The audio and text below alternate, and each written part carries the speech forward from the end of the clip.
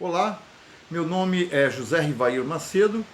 eu sou professor de História das Antigas Sociedades Africanas e vos convido a acompanhar esta aula gravada intitulada Os Embaixadores do Congo entre São Salvador e Roma. A sequência de imagens selecionadas para a abertura dessa aula gravada foi montada com um recurso a um conjunto de evocações da memória ancestral africana corporificada nos festejos das congadas, originadas nas tradições afro-brasileiras. Tais festividades atestam notáveis continuidades e ressignificações de elementos culturais centro-africanos articulados em torno da figura dos reis e rainhas do Congo e Angola. Os movimentos, gestos, performance dramática e ritual contêm índices de africanidade que, somados ao contexto do catolicismo oficial gestado no período colonial, conferem a esta dimensão festiva significados originais, bem estudados no livro Reis Negros no Brasil Escravista, História da Festa da Curação do Rei Congo, de Marina de Melo e Souza. Aquelas evocações comprovam a aproximação do cristianismo às manifestações culturais de origem africana. Como as derradeiras imagens mostradas no vídeo levam a crer, as festividades Congo, ao incidirem na coroação de governantes, ao encenarem a realização de embaixadas, tornaram-se meios de preservação de uma memória de orgulho e grandeza das monarquias centro-africanas anteriores ao período do domínio colonial europeu. Elas já eram praticadas no próprio continente no ritual conhecido como sangamento, que aparece no presente slide. A imagem é uma das ilustrações da obra do missionário Bernardino de Asti, que atuou no condado de Soio, no norte do Congo, nas primeiras décadas do século XVIII. O termo designa uma dança marcial de caráter ritual, pela qual os guerreiros congueses exibiam suas habilidades físicas e no manejo da espada. Nela, realizavam-se performances que obedeciam a uma coreografia precisa, ao som dos tambores ngoma, de marimbas, sinos duplos e outros instrumentos musicais, e eram encenadas durante cerimônias de entronização de governantes, em determinadas audiências ou eventos públicos considerados importantes, mas sempre em caráter excepcional. Encontra-se aí, provavelmente, a referência inicial aos festejos posteriores das congadas praticadas no Novo Mundo. Aqui, a imaginária cristã tem função referencial, afastando a ideia de que o cristianismo fosse estranho aos costumes africanos fora do contexto escravista americano. Contudo, indo além da dimensão simbólica e cultural do cristianismo, pode-se perguntar sobre qual papel ele teria desempenhado, do ponto de vista propriamente religioso, político e social, na área Congo-Angola, a partir do fim do século XV, quando os manicongos Nzinga Nkvu e Mvemba Nzinga adotaram formalmente a crença cristã, sendo respectivamente batizados como Dom João I e Dom Afonso I do Congo. Conforme esta aula assíncrona pretende mostrar, no decurso dos séculos XVI e XVII, indo além de seu papel como referência cultural, o cristianismo ofereceu aos governantes congueses modelos de governo e de reforma social, vindo a servir como dispositivo de prestígio e de poder político, como veículo de transformação e modernização das estruturas de poder, oferecendo-lhes meios de fortalecer sua autoridade e promover determinada centralização política. Assim como veio a ocorrer em outras partes do continente em relação às interações entre elites locais com doutrinas religiosas monoteístas, também no Congo, o potencial de racionalização, organização e unificação inerente ao universo cristão veio a ser parcialmente assimilado, de modo seletivo, e passou a integrar as bases de sustentação do poder monárquico tradicional. A maneira pela qual isto veio a ocorrer, com a tradução do cristianismo a uma linguagem social estruturada em formas religiosas originárias de matriz Bakongo, conforme propõe o célebre estudo de Annie Hilton, ou com a incorporação parcial de elementos do cristianismo mediante adaptações ao universo mental conguês, conforme defende o pesquisador John Thornton em seu conceito de sincretismo afro-cristão, tem pouca relevância para o que nos interessa especificamente nesta aula, porque,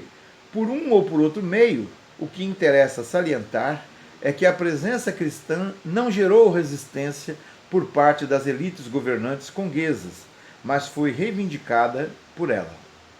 A dimensão política dos componentes do cristianismo adotados no Congo contém significado diferente e mesmo oposto quando se leva em conta os sujeitos envolvidos em sua difusão e os sentidos que lhe foram atribuídos. Na imagem contida nesse slide, vemos a ilustração do livro Relazioni del Realme di Congo, escrito em 1591, a representação da recepção feita a um grupo de europeus por um manicongo. Observem o alto índice de idealização da cena, que constitui antes uma projeção etnocêntrica da visão distorcida europeia sobre os africanos, do que a reprodução de uma imagem efetiva do quadro histórico centro-africano. Desde a cor branca do governante, sua túnica e sua capa, até outras insígnias de poder que o cercam, como coroa, cetro e trono,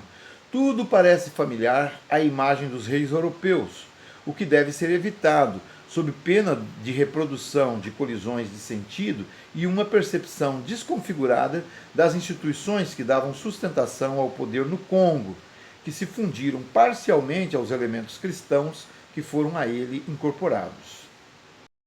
Conforme sugeriu Antônio Custódio Gonçalves, no Congo, o cristianismo apropriado como suporte ideológico, poder e autoridade garantiu legitimidade ao ramo da linhagem criada pelo rei Afonso I Mvemba Nzinga,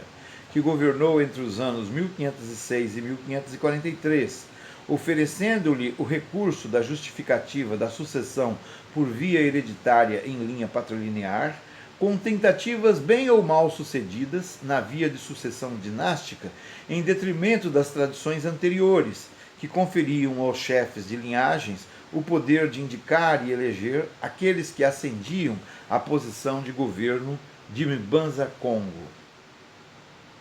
De 1543 em diante, o conturbado regime de sucessão contou com a participação de indivíduos do sexo masculino pertencentes a diferentes ramos da família de Afonso, a família Lukenya Mvemba, fossem eles pertencentes ao segmento da linhagem Lhasa ou ao segmento da linhagem Mpangu, cujos membros disputariam o controle do reino no período de grande instabilidade situado entre 1665 e 1708. Esta racionalidade cristã, por outro lado, comportava por parte europeia outro significado, ao ser tomado como princípio de autoridade e poder reservado aos governantes portugueses na relação com o Congo. Neste caso, o cristianismo veio a funcionar como um dispositivo de poder, tornando-se a pedra angular em que foi assentado o direito de exploração de territórios inteiros colocados sob domínio marítimo de Portugal e Espanha.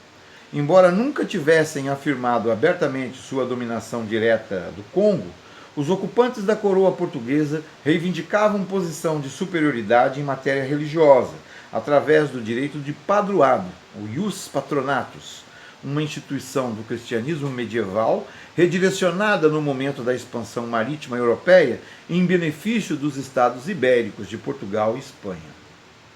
Em sua origem, o padroado régio encontrava-se amparado em um conjunto de privilégios e obrigações concedido pelo papado aos reis de Portugal e Espanha, pelos quais ficavam-lhes assegurada exclusividade na administração e organização da Igreja Católica em territórios de além-mar, vistos por eles como domínios conquistados ou por conquistar. A eles cabia a arrecadação dos dízimos eclesiásticos e também a responsabilidade na construção e provimento de igrejas, e a indicação de bispos que seriam formalmente confirmados pelos papas. O cristianismo e a cristianização assumiam, assim, um cariz político-social determinante, pois nos territórios extra-europeus cabia à coroa supervisionar conflitos que envolvessem as autoridades eclesiásticas, gerenciar funções de natureza paroquial e garantir os meios para a evangelização com poderes em relação ao clero secular e ao clero regular. Através da bula Aeterni Regis Clemencia, promulgada pelo Papa Sisto IV em 1481, ficava confirmada a jurisdição de tipo episcopal atribuída à Ordem de Cristo sobre todas as terras consideradas descobertas por Portugal, com direitos sobre a Guiné, termo que naquela época tinha um caráter genérico para designar a África subsaariana. Em 1539, durante o reinado do rei português Dom João III, um documento papal, o breve Romani Pontifice Circumspectio, reconheceu a autoridade da coroa lusitana sobre a província eclesiástica de Funchal, da qual dependiam os bispados de Angra, Cabo Verde, São Salvador e Goa. O direito de padroado, criado e mantido à revelia das autoridades africanas, constitui o ponto de partida de um conjunto de iniciativas gestadas e reguladas por nações, interesses e grupos extra-europeus envolvidos nas relações internacionais que deram sustentação ao que a historiografia denomina usualmente como Império Marítimo Português. No caso específico do Congo, organização política autônoma, poderosa e influente em âmbito regional na África Centro-Ocidental, as relações estreitas mantidas com Portugal não implicaram na perda de autoridade ou da soberania conguesa, mas a limitaram de diversas formas, sobretudo pela exclusividade pleiteada pelos portugueses nos contatos e negociações. Aquelas relações estreitas e exclusivas garantiram que, no âmbito internacional, o Congo fosse mantido numa espécie de protecionismo paternalista,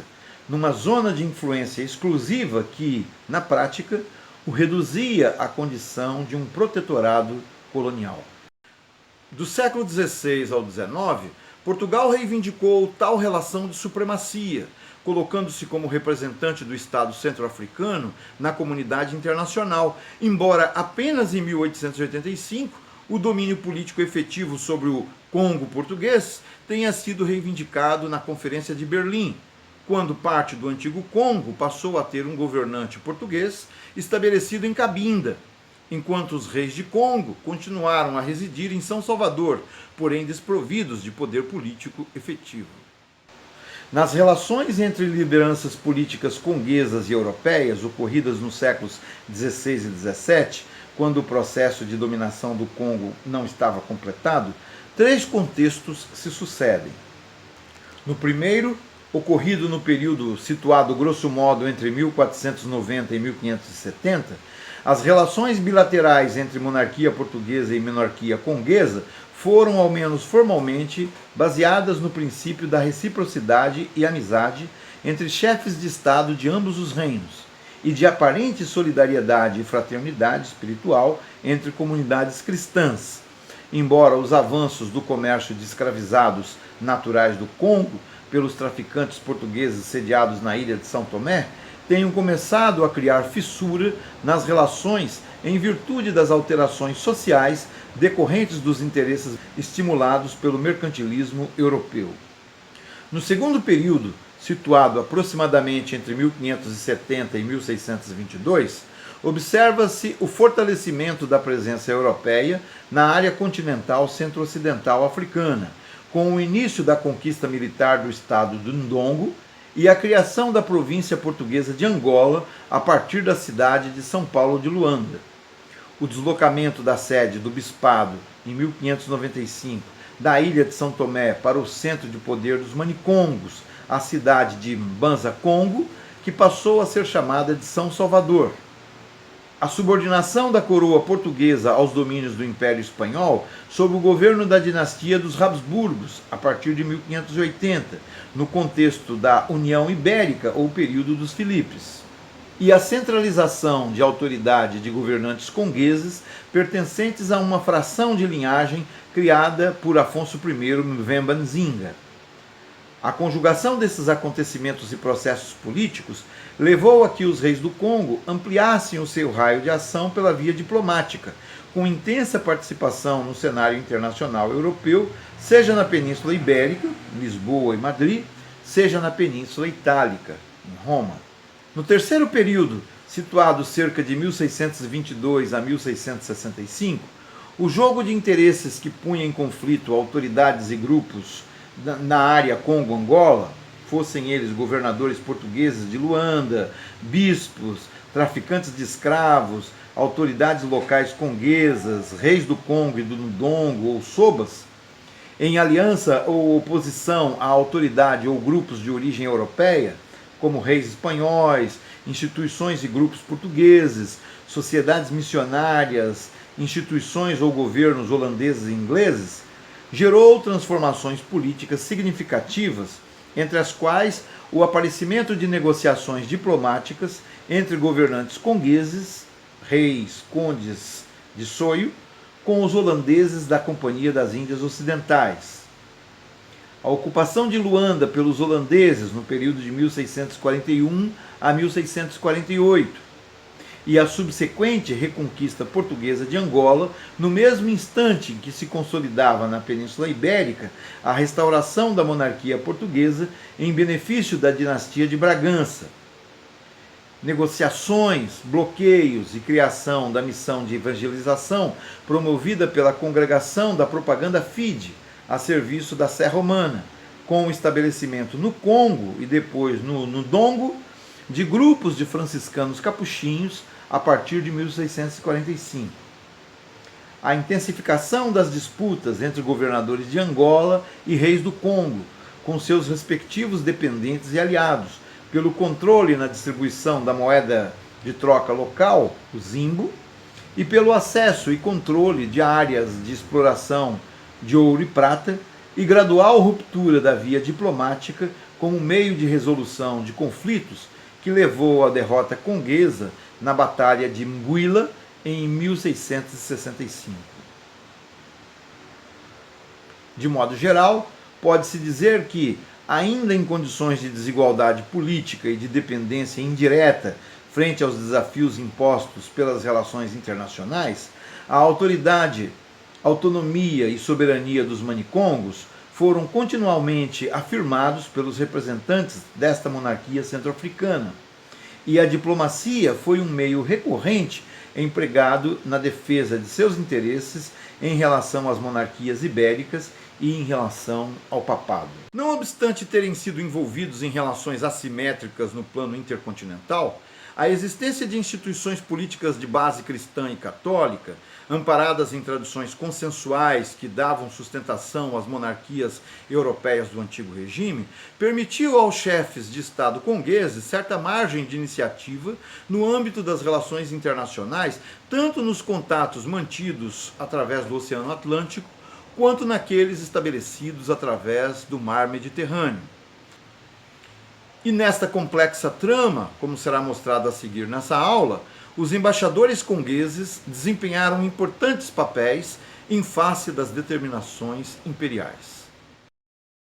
No que diz respeito especificamente à esfera de ação diplomática, convém salientar que a existência de emissários e representantes de chefes de Estado, bem como a realização de embaixadas, era prática frequente entre os grandes estados africanos, aqueles que dispunham de estrutura política centralizada e consolidada, como o Império de Oió, a Confederação Ashanti e o Reino de Daomé, entre outros. Tal prática estava ancorada em costumes amplamente reconhecidos. As embaixadas e embaixadores gozavam de prestígio e imunidade, e as relações entre estados eram feitas de acordo com protocolos amplamente aceitos que regulavam as relações exteriores, conforme demonstrou Robert Smith em conhecido estudo sobre a política internacional africana antiga. Não haverá que se estranhar, portanto, que a diplomacia tenha sido um meio usualmente empregado por determinadas monarquias africanas para os contatos com autoridades europeias, tema estudado na tese de doutorado de Andrea Felber Seligman, onde são examinadas de modo detalhado as condições em que foram estabelecidos os contatos na Europa, de embaixadores provenientes dos estados Fante, do antigo Benin, da Etiópia e Congo, nos séculos XV e XVI. No capítulo 2 do trabalho, são examinados os pormenores das visitas realizadas pelos embaixadores nas capitais europeias, com foco dirigido para os protocolos observados na recepção oficial, procissões, cerimônias, alojamento e audiências públicas. A atividade diplomática desempenhada por representantes das altas linhagens e clãs de seus respectivos povos nos permite considerar a maneira pela qual integrantes das elites africanas foram percebidos na Europa, fora da condição de dependência e exploração que, não obstante, tornava-se uma forma generalizada de conceber a presença africana naquele momento. O seu estudo oferece elementos para uma reavaliação dos condicionamentos que atuaram no amplo processo de racialização dos e das africanas, responsável pela redução de sua imagem a funções e condições de subalternidade, subserviência, violência e exploração, expressos através do vocábulo negro. No caso do Congo, pode-se dizer que, desde o momento dos primeiros contatos, indivíduos pertencentes ao círculo mais próximo dos governantes vieram a participar de relações de caráter diplomático. Isto ocorreu já em 1489, após os primeiros contatos de Diogo Cão na foz do rio Congo, quando certo número de habitantes locais foram levados a Portugal, enquanto alguns portugueses permaneceram como reféns na corte do Manicongo. O cronista Rui de Pina explica o motivo dessa viagem, especificando que os africanos embarcados na frota não foram levados como cativos, mas como mediadores culturais, qualificando-a como uma embaixada. Diz ele: "E se veio com eles para Portugal, não os trazendo como cativos, mas com fundamento e esperança, que depois de aprenderem a língua e os costumes e intenções del rei e do reino de Portugal, tornariam em suas terras, e por seu meio as coisas de uma parte e de outra se podiam bem comunicar, porque de outra maneira, segundo a diversidade da língua, não era possível. E depois de serem por alguns dias muito bem informados da santa intenção del rei para serem cristãos, que era o só e principal fim pela qual foram tomados, e assim, depois de toda a possibilidade de lhes serem mostradas e reveladas as coisas do reino e a maneira de nossa fé e crença, el rei houve por bem que se tornassem em o dito reino de Congo. E assim enviou por eles ao dito rei de Congo sua embaixada com um presente muito rico e de muitas coisas boas e finas e de muita valia, e lhe enviou oferecer sua amizade e descobrir seu desejo, que era desejar sua salvação." O mesmo cronista afirma terem logo os portugueses notado que aqueles primeiros intermediários culturais pertenciam à corte do rei de Congo, sendo seus fidalgos.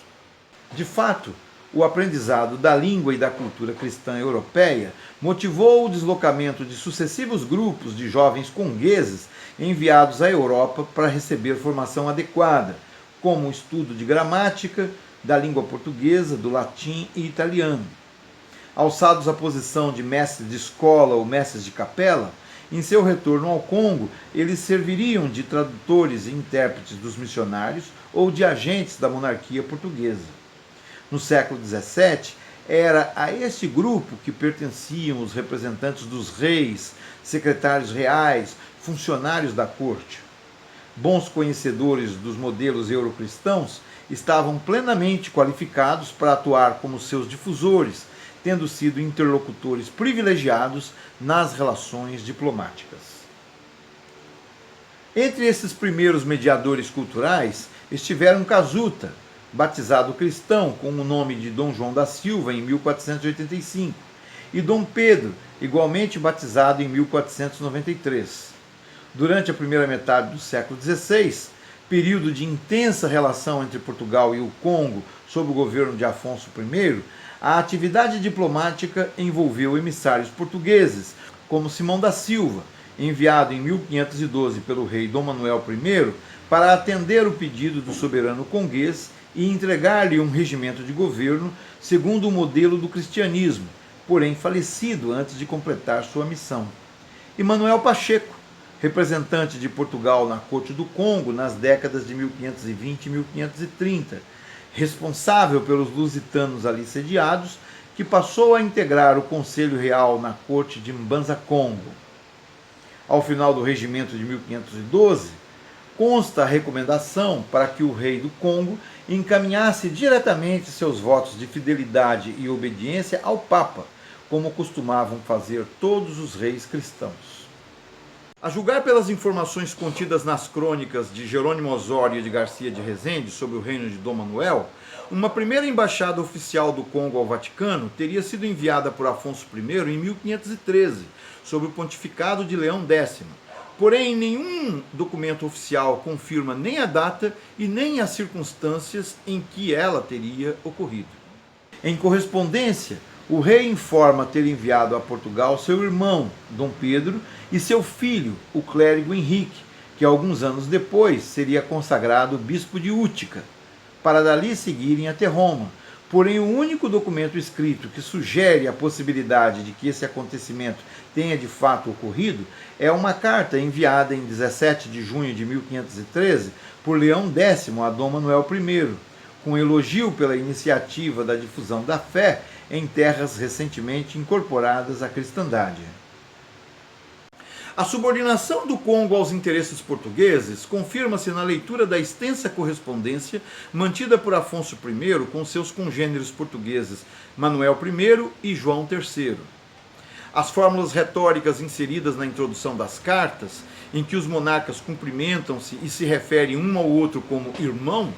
demonstrando com isso certas marcas de solidariedade e afeto, não encontram correspondência nas reivindicações e pedidos feitos de um lado, efetivamente ou não atendidos do outro. Enquanto o conguês solicita reiteradamente o envio de padres, de artesãos e manifesta a vontade de ver desenvolver em seu reino o artesanato e o comércio, aumenta progressivamente em suas cartas o número de reclamações contra a ameaça à integridade dos naturais do Congo pela ação de traficantes de escravos estabelecidos em São Tomé e seus intermediários locais. E ao final de seu governo, as intrigas atingiram diretamente o seu palácio. Em correspondência datada de 25 de agosto de 1526, Dom Afonso I informa a Dom João III sobre a ameaça ao litoral com a presença de corsários franceses, o desleixo e desinteresse dos mercadores portugueses e a pouca atenção que eles reservavam aos seus pedidos e às suas decisões. Por outro lado, a correspondência com os papas, em que se torna pública a obediência e fidelidade do Congo aos desígnios do Vaticano, constitui desde a primeira metade do século XVI um traço distintivo da política internacional dos monarcas congueses, que buscaram reiteradamente na autoridade máxima do catolicismo latino o reconhecimento de sua legitimidade como governantes cristãos, forma de preservar sua autonomia e garantir suas prerrogativas.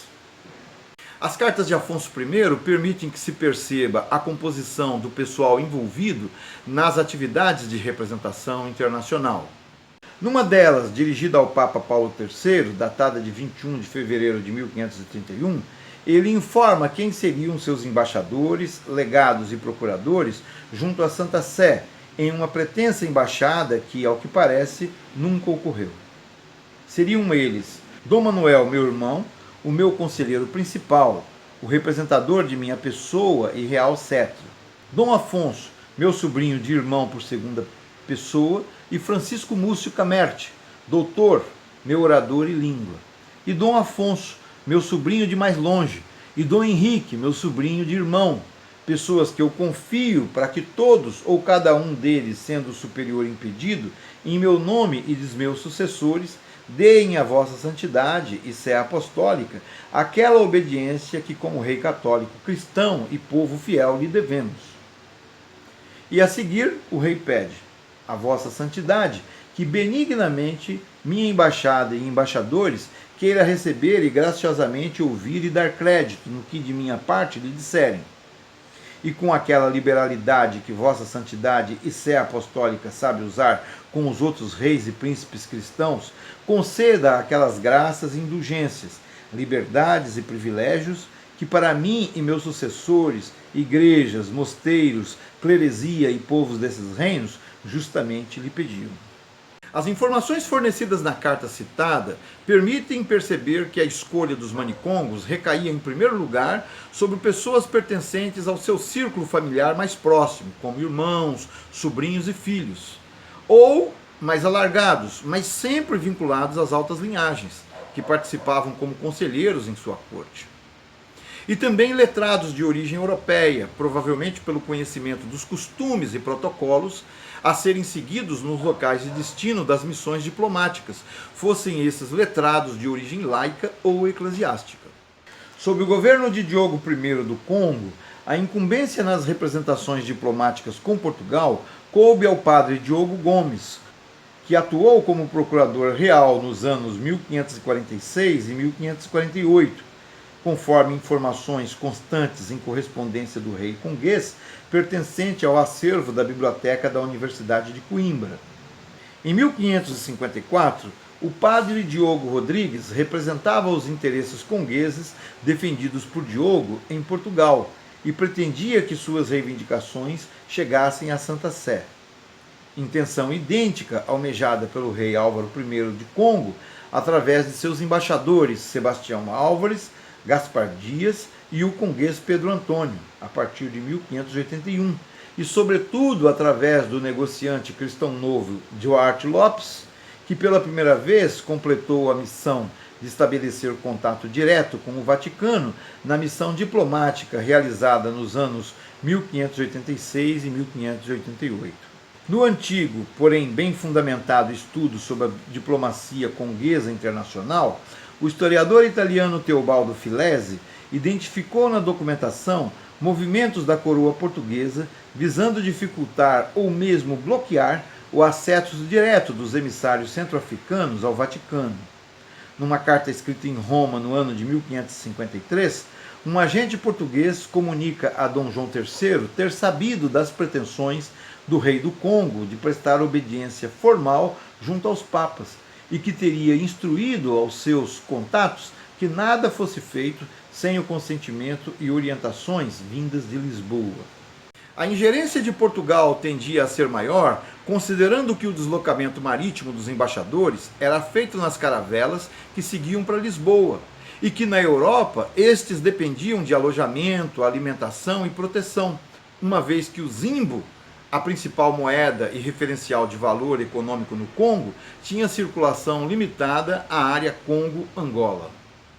As atividades diplomáticas entre os representantes dos poderes centro-africanos da área Congo com europeus implica também em se levar em consideração as condições do transporte, da circulação e das garantias reservadas aos antigos emissários e embaixadores.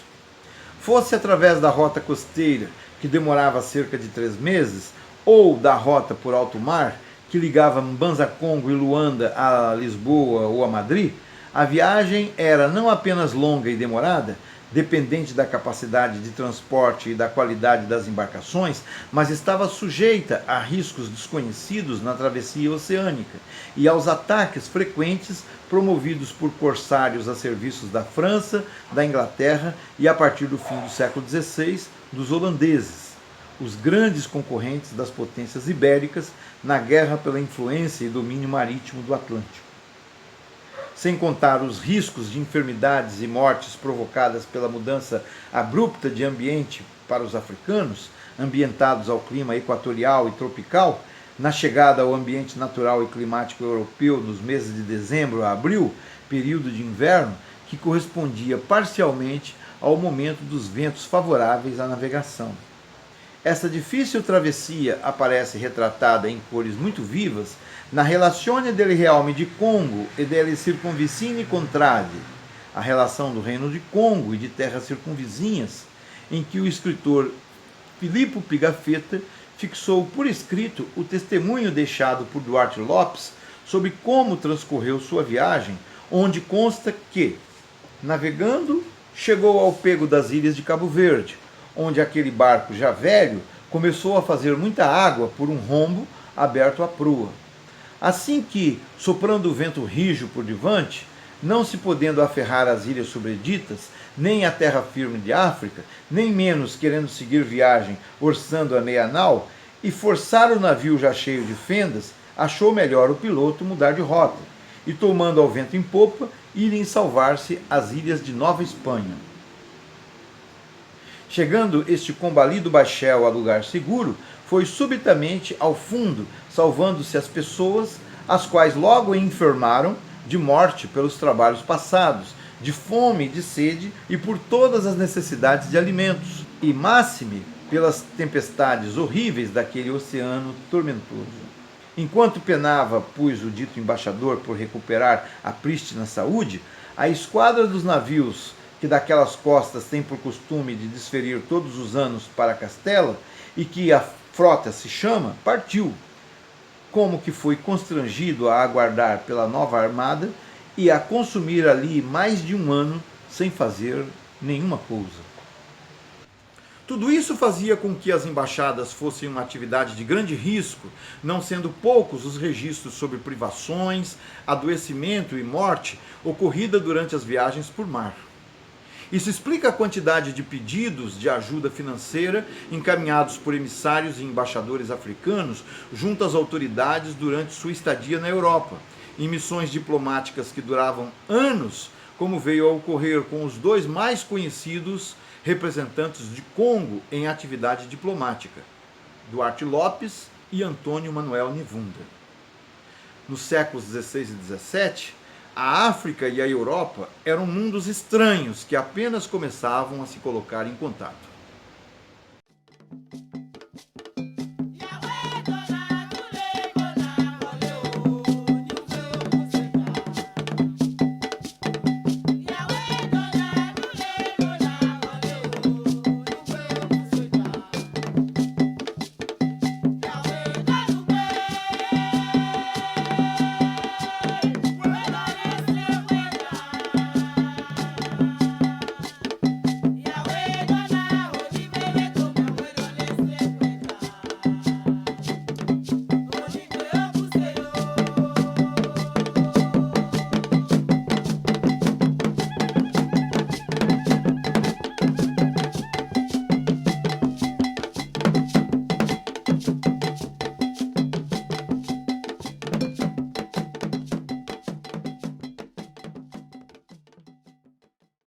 Entre as últimas décadas do século XVI e as primeiras do século XVII,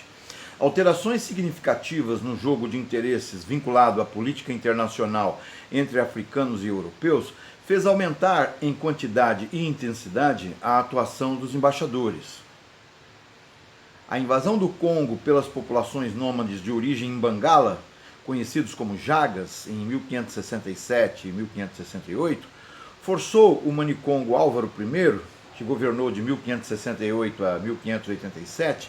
a abandonar temporariamente sua sede de governo e se refugiar numa das pequenas ilhas do Rio Congo, de onde pediu ajuda militar ao rei Dom Sebastião de Portugal. Este enviou um batalhão de arcabuzeiros comandados pelo capitão Francisco de Gouveia, que, juntando forças com os congueses, contiveram os ataques e expulsaram os invasores. Essa intervenção militar serviu de pretexto para crescentes reivindicações de ascendência política lusitana no Congo,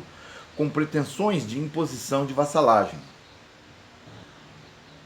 A conquista portuguesa de Angola, iniciada pelo capitão Paulo Dias de Novaes, fundador do Forte de São Paulo de Luanda, em 1575, trouxe para o cenário centro-africano a presença efetiva dos interesses econômicos, políticos e administrativos europeus, e seus sucessores, os governadores de Angola, designados pela coroa portuguesa, tornaram-se a médio e a longo prazo, junto com os bispos do Congo e Angola, igualmente indicados por Portugal, habituais adversários dos reis do Congo. Porém, também no cenário das relações internacionais europeias, alterações políticas introduziram novos elementos nas regras de jogo que davam sustentação às disputas de influência e de poder. A morte de Dom Sebastião de Portugal na Batalha de Alcácer Quibir, em 1578, e a subsequente incorporação portuguesa aos domínios de Filipe II da Espanha a partir de 1580, no período conhecido como União Ibérica, enfraqueceu parcialmente a influência portuguesa em territórios de além-mar, uma vez que esses domínios caíram sob o controle de vice-reis vinculados à monarquia hispânica e ao Conselho da Índia, também integrado por espanhóis. Essa fusão temporária, indesejada pelos lusos, levou a que o Congo viesse a ser inserido no círculo de influência da monarquia hispânica, que se estendia da Europa à África, Ásia e América, onde envolveu populações indígenas originárias dos antigos impérios Azteca ao norte, as populações mesoamericanas e aos remanescentes do poderoso império Inca ao sul, como aparece no impactante quadro de André Sánchez Gualque, de 1599, que aparece no slide. Num cenário tão alargado e aberto a circulações e negociações, as mais variadas, novas possibilidades de interação passaram a envolver pessoas e mercadorias entre a Nova Espanha, a Guiné ou o Congo. Mas, por outro lado, também colocou os territórios atlânticos na mira de potências europeias concorrentes do Império Espanhol, como a Holanda, que desde o final do século XVI procurou estabelecer contatos diretos com os condes de Soio, no Congo, para atuar nos negócios do tráfico de mercadorias e de escravos a partir do porto de Mpinda, e depois estabeleceram contatos diretos com os reis do Congo a partir de 1622, o que fortaleceu sua posição na ocupação de Luanda no período de 1641 a 1648. É o que inspira a ilustração do presente slide, em que se pode ver a reconstituição no livro do holandês Offert d'Aper, de embaixadores holandeses sendo recebidos, segundo alguns, pelo rei Álvaro III, segundo outros, pelo rei Garcia II do Congo. Conforme demonstrado pelo historiador John Thornton, essas disputas político-econômicas ocorridas no centro de poder europeu mobilizaram os governantes africanos, oferecendo-lhes certa margem de negociação a partir de seus próprios interesses, de modo tanto quanto possível autônomo.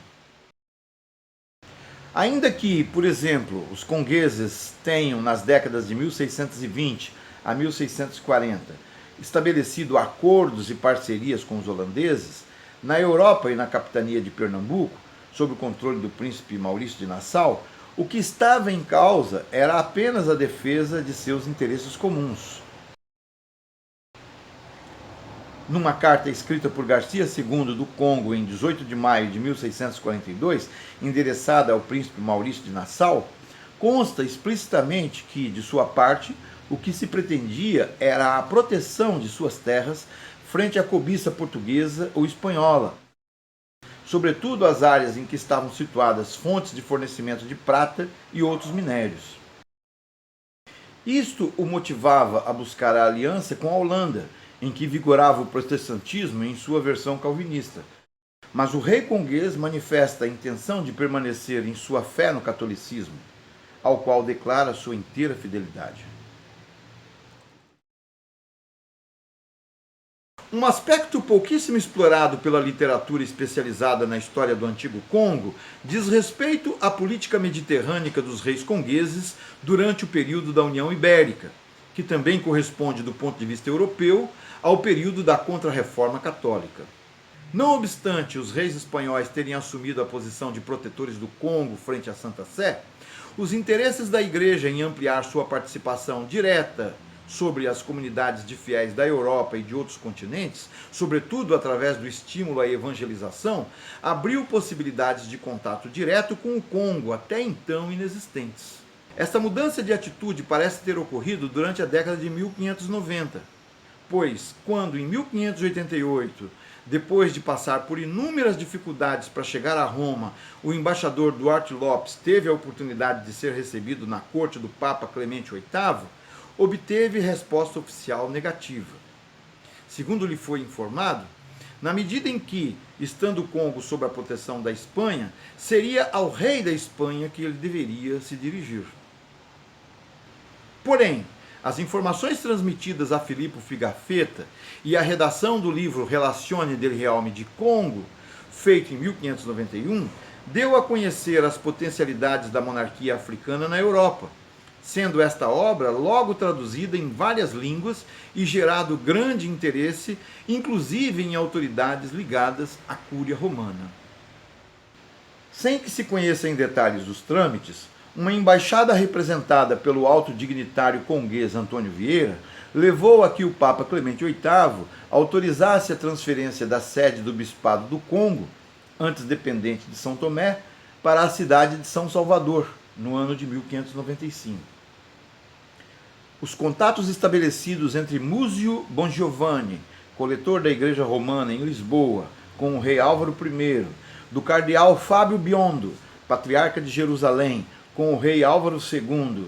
e depois por outros núncios e coletores papais sediados em Lisboa e Madrid, com este mesmo governante e com Álvaro III, criou um ambiente favorável para que, por meios diplomáticos, as reivindicações e pretensões centro-africanas pudessem chegar aos papas e às ordens regulares que atuavam em seu nome, em particular a Ordem dos Carmelitas Descalços e a Ordem dos Franciscanos Capuchinhos.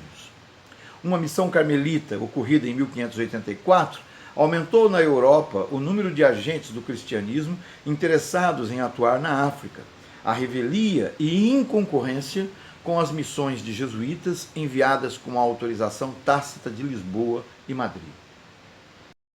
A disputa pela evangelização do Congo assumiu, assim, uma dimensão política evidente, de acordo com as autoridades portuguesas, hispânicas ou italianas a quem os missionários estiveram associados. O evento que melhor retratou este complexo cenário, do qual participaram as principais lideranças africanas e europeias até aqui mencionadas, foi a embaixada enviada pelo rei Álvaro II ao Papa Clemente VIII no ano de 1604 e que alcançou a Itália ao tempo do pontificado do Papa Paulo V, feita pelo emissário real, conhecido na Itália pelo nome Antonio Emanuele Marchese di Funta ou Antonio Emanuele Nigrita. Mesmo que esse evento não tenha recebido a atenção merecida por parte da historiografia dedicada ao Antigo Congo, ele é lembrado e retratado na arte e na literatura por autores africanos devido à sua grande representatividade para os cristãos centro-africanos. Afinal, a embaixada foi conduzida pelo marquês Antônio Manuel Nevunda, integrante da linhagem governante de Mbata, uma das principais províncias do Reino do Congo, que é tido como o primeiro embaixador cristão na África subsaariana, com atividade diplomática em Roma.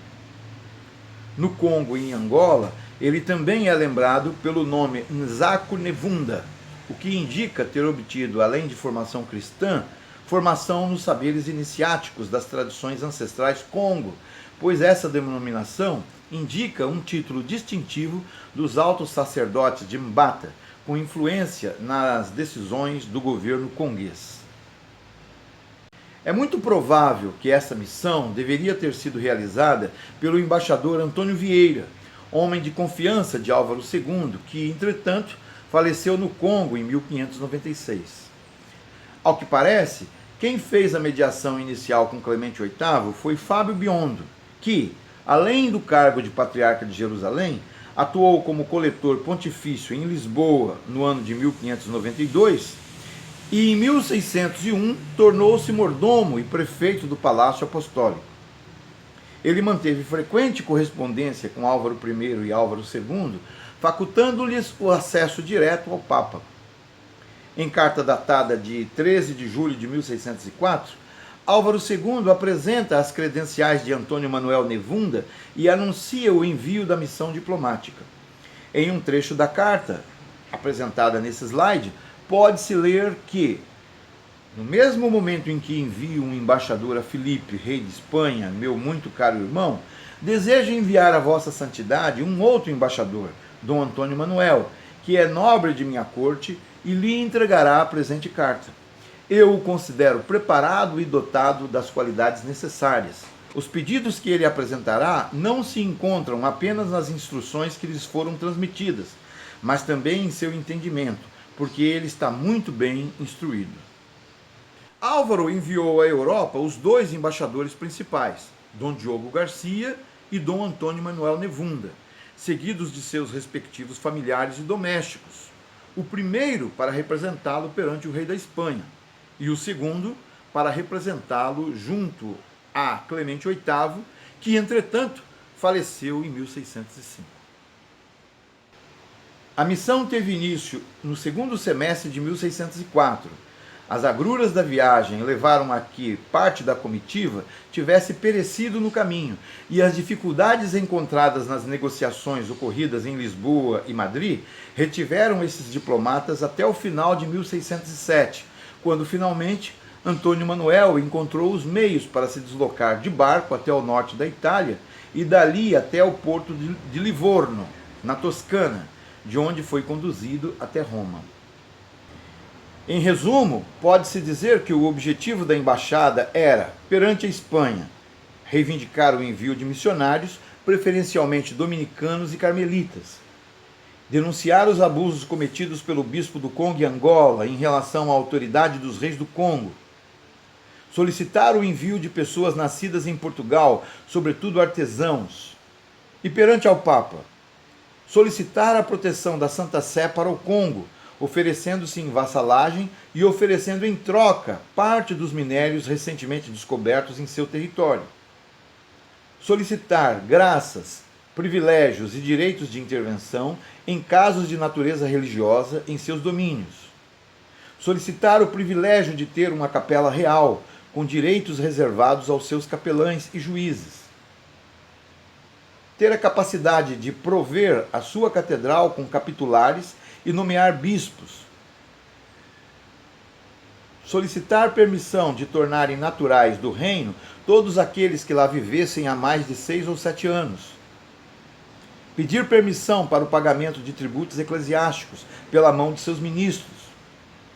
Pedir autorização para expulsar de seus territórios os cristãos novos, muitos deles envolvidos com o tráfico de escravos. Pedir a legitimação de um dos seus filhos naturais, porém fruto de uma relação extraconjugal, segundo as regras do direito canônico. Por fim, solicitar a concessão do título eclesiástico de protonotário ao seu confessor. A extensa lista de reivindicações contrariava em grande medida as determinações do padroado português, sobretudo nas reivindicações acerca da nomeação e ingerência sobre as autoridades eclesiásticas do Bispado do Congo e Angola pelos reis centro-africanos. O pedido de proteção direta da Igreja Romana, sede máxima do cristianismo, representava igualmente uma ameaça ao domínio político português e espanhol. O assunto foi detidamente examinado pelo Conselho da Índia, pelo vice-rei de Portugal e pelo próprio Filipe III, em documento oficial datado de 31 de março de 1607, em que o monarca espanhol se posicionou em relação aos diversos pedidos encaminhados, deixando anotações pessoais de próprio punho à margem do texto examinado pelos seus conselheiros. Logo no início, estes fornecem a Filipe III uma informação que explica perfeitamente bem a natureza da dominação indireta exercida pela Espanha e Portugal sobre o Congo. Dom Álvaro, um dos maiores reis da costa da Guiné, era cristão, assim como seu pai e o seu avô o foram. E posto que direitamente não é vassalo de Vossa Majestade, está todavia debaixo de sua real proteção e obediência. Ele teria enviado 2 embaixadores cujos gastos corriam por conta do erário real. No caso da embaixada dirigida a Roma, são sugeridas medidas para que as reivindicações encaminhadas fossem conhecidas e que o embaixador conguês em Roma entrasse em contato com José de Melo, que era agente português junto ao papado, e com o cardeal Mellini, o diplomata espanhol. Ele deveria ser mantido sob constante vigilância e monitoramento. Conforme o texto, na medida em que as petições enviadas continham certas queixas,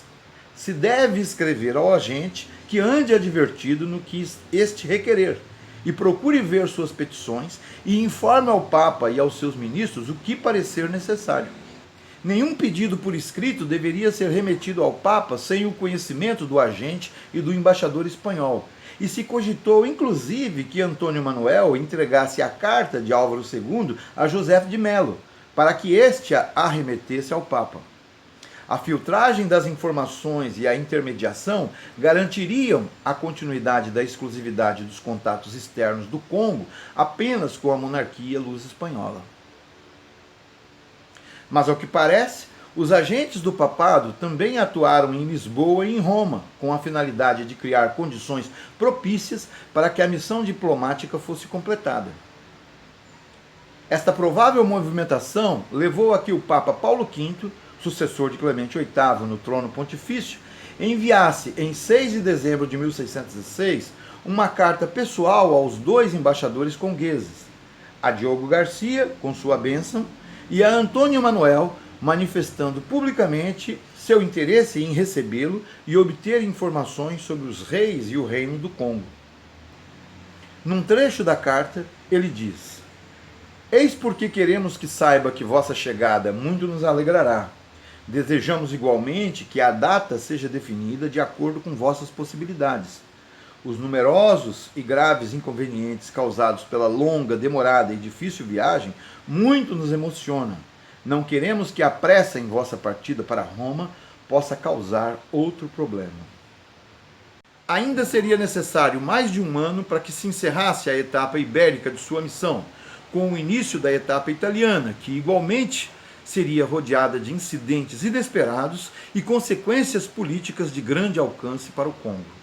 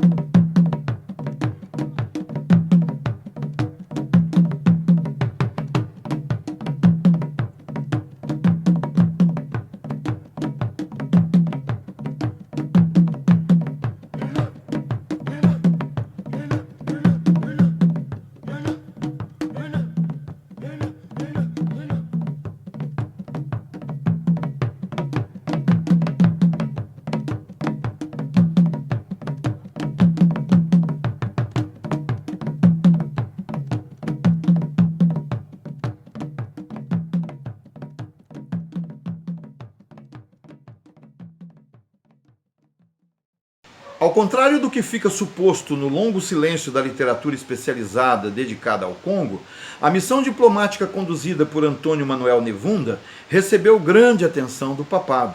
e sua repercussão é confirmada em diversos registros desse evento, em textos produzidos por cronistas, notários e pessoal da Cúria Romana, bem como por outros diplomatas dos potentados italianos de Veneza, Florença e Módena, conforme revelaram as pesquisas efetuadas nos arquivos italianos por Jean Cuvelier, Louis Jardin e Teobaldo Filesi.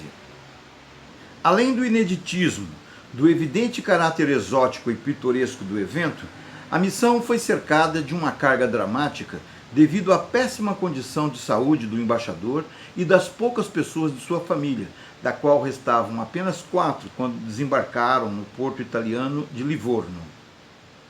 Após a chegada, no dia 3 de janeiro de 1608, em vez de ser conduzido e recebido no Palácio do Quirinal, que era o espaço do Vaticano reservado às atividades oficiais não religiosas, ele foi conduzido com grande cuidado ao Palácio de Latrão e hospedado em uma das câmaras por João Batista Confalonieri, que na época detinha o cargo de Patriarca de Jerusalém. Ali ele foi visitado pelo Papa Paulo V, que tomou ciência das informações enviadas pelo rei do Congo e o abençoou in extremis, pois no dia 6 de janeiro, que corresponde ao dia da festa da Epifania, Antônio Manuel faleceu. Por determinação papal, suas exéquias e seu enterro foram realizados com grande pompa em evento público integrado por procissão pelas ruas de Roma e por cerimônias litúrgicas. Seus restos mortais foram enterrados na igreja de Santa Maria Maggiore, onde em 1629 veio a ser esculpido em mármore policromado de cor preta um busto em sua homenagem pelo escultor Francesco Capolari. Sua imagem difere em muitos aspectos das representações visuais de pessoas negras produzidas na Europa renascentista e barroca, que comportavam marcas evidentes, racistas e etnocêntricas, produzindo gestos e imagens que sugeriam condição de subalternidade. Em nada ela lembra a tradição escultórica dos Blackmores, ou mesmo a belíssima estátua em mármore policromado intitulada Il Moro, o Mouro, o Negro, de autoria de Nicolas Cordier, feita mais ou menos na mesma época e integrada ao conjunto de obras de arte encomendadas pela família Borghese, da qual fazia parte Paulo V. Neste caso, o modelo estético e formal provém do estilo escultural latino. O busto de Antônio Manuel foi elaborado a partir de uma máscara mortuária preparada pouco antes de suas exéquias. A parte superior da imagem, vista pelo espectador, é uma representação visual do rosto dele, não sua representação idealizada. O mármore negro permite que sua pele escura seja bem realçada, de modo imponente e realista. Em vez de aparecer em trajes reservados aos nobres europeus, o que por vezes ocorria com os embaixadores africanos, os artistas a serviço do papado procuraram realçar os elementos da indumentária e das insígnias distintivas centro-africanas na representação de Nzaku Nevunda. O tecido que reveste o seu peito é uma referência à vestimenta tradicional feita em ráfia trançada, conhecida como kinzembe ou zambakia mfumu, peça reservada aos chefes ou pessoas de grande importância, entre os quais os embaixadores. Ele também porta uma capa, uma bolsa de poder marcada com laço na parte inferior da peça esculpida e uma aljava com flechas.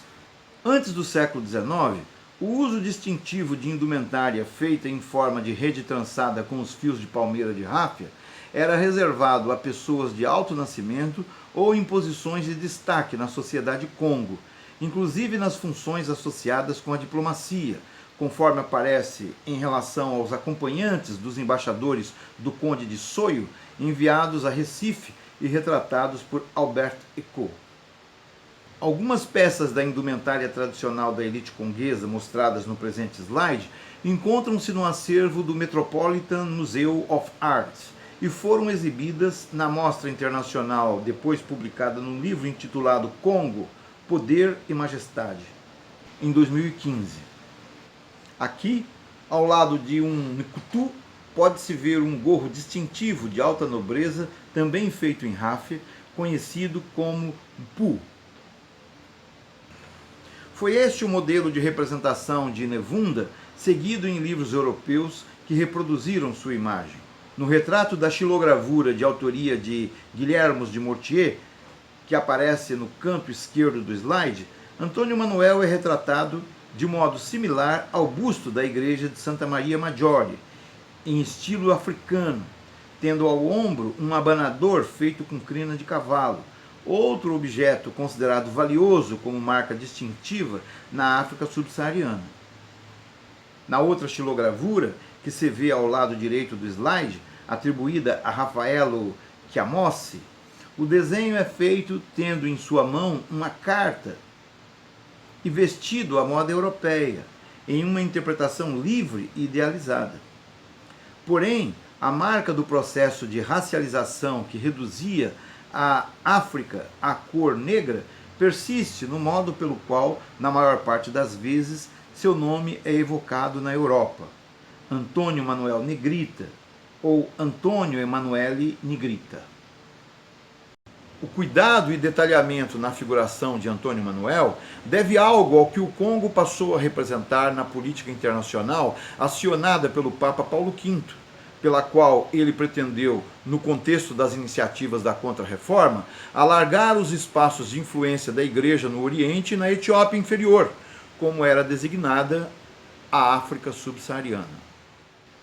Estudos recentes salientam aspectos importantes do projeto papal através da imponente decoração do Palácio do Quirinal, cujas paredes da Sala Régia, o espaço de recepção de legados, emissários e embaixadores, retrata a presença de representantes dos chás da Pérsia, contatados pelos missionários carmelitas e convidados a se aliar ao papado na luta contra os turcos otomanos,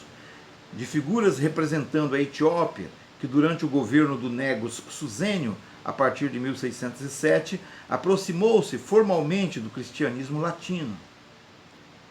O próprio embaixador Antônio Emanuele parece ter inspirado a figura idealizada do embaixador negro desenhado, cujo aspecto revela admiração e regozijo.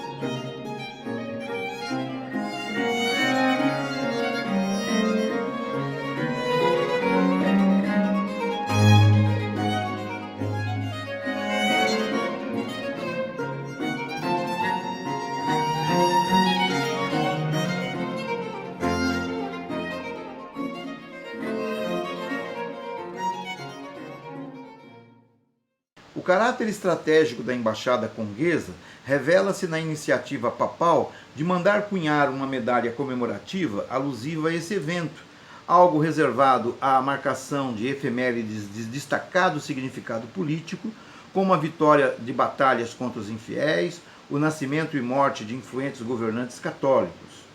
Ao que parece, essa medalha foi elaborada antes da chegada de Antônio Manuel a Roma, porque apesar de ter sido feita de acordo com as convenções diplomáticas, ela retrata um acontecimento que nunca aconteceu, uma vez que o embaixador morreu antes de comparecer publicamente perante o Papa. De qualquer modo, nela Paulo V aparece paramentado com a capa e a tiara, tendo as mãos levantadas em gesto de boas-vindas ao lado de um cardeal, enquanto Antônio Manuel, desenhado em trajes típicos do Congo, com a capa trançada em ráfia, aparece de joelhos para simbolicamente beijar os pés, conforme previa o ritual de formalização da obediência aos papas. Em volta da cena, uma inscrição sinaliza o propósito da imagem. Et Congo agnoscit pastoris suo, isto é, o Congo reconhece o seu pastor. A ideia da conversão do Congo ao cristianismo, em flagrante contraste com a tradição histórica do cristianismo Congo, algo reforçado pela representação visual do emissário em trajes tradicionais, originários, confere a esse conjunto de imagens significados diferentes para o rei do Congo, em busca de afirmação política como monarca plenamente integrado ao mundo cristão, e para o Papa, que recorreu ao Congo como símbolo de um espaço a ser evangelizado e cristianizado, o que se encaixava melhor no seu projeto de conversão de populações não europeias, seguindo os preceitos da Contra-Reforma. As circunstâncias da morte de Antônio Manuel e as condições dramáticas de sua embaixada não são suficientes para explicar o sucesso de sua missão. Sua presença física, ainda que em condições muito difíceis, constituiu uma manifestação pública da vontade das elites governantes Congo em se aproximar de Roma, e isso foi devidamente explorado tanto pelos congueses quanto pelos papas do século XVII. Na continuidade dos contatos, Paulo V nomeou o cardeal de Trejo como protetor do Reino do Congo, junto ao Vaticano. Em 1610, foi indicado a Álvaro II um procurador permanente de seus interesses em Roma, na pessoa de Juan Batista Vives, experiente jurista e letrado espanhol, pessoa muito bem relacionada na sede papal, com bons contatos nas ordens regulares e junto ao Tribunal da Inquisição, de quem foi agente durante muitos anos na Itália. Ocupando a função de procurador dos reis do Congo até 1632, ele teve participação nas iniciativas de envios de missionários carmelitas descalços em diversos momentos a partir de 1608, com tentativas em 1612 e em 1626, projetos que esbarraram em negativas e bloqueios impostos à partida dos religiosos em Lisboa, sob a alegação de serem estrangeiros. Tendo sido um dos fundadores do Colégio da Congregação da Propaganda Fide, local escolhido para a organização e instrução às iniciativas missionárias financiadas pela Igreja, foi ele quem criou as condições diplomáticas para o início da primeira missão de capuchinhos no Congo, no ano 1629, missão concretizada após longas negociações em Madrid e em Lisboa, durante o governo do rei conguês Garcia II, em 1645. As relações entre as autoridades conguesas e ibéricas evoluíram da cordialidade oficial para o conflito aberto e a guerra. As intrigas e alianças se agravaram durante a Guerra de Sucessão do governo após a morte de Álvaro II, em 1614, entre Bernardo II e Álvaro III, o vencedor, que governou até 1622, com a influência nos bastidores do bispo Manuel Batista Soares e o governador português de Angola, Mendes de Vasconcelos. Logo após sua ascensão ao trono, em 1622, Pedro II contou com tropas lideradas pelo Duque de Mbamba para conter um ataque militar liderado pelo governador de Angola, João Correia de Souza, que invadiu territórios do Congo com um exército apoiado por Imbangalas e Mibundos, desencadeando o episódio que ficou conhecido como Batalha de Bumbi. A vitória no conflito armado coube aos portugueses, mas despertou forte reação em todo o Reino do Congo, com ataques desferidos contra Luanda em 1624 e uma gradual aproximação dos governantes do Congo aos holandeses, que se efetivou no período da conquista holandesa de Angola. A ruptura parcial da via diplomática com os portugueses durante o governo de Garcia II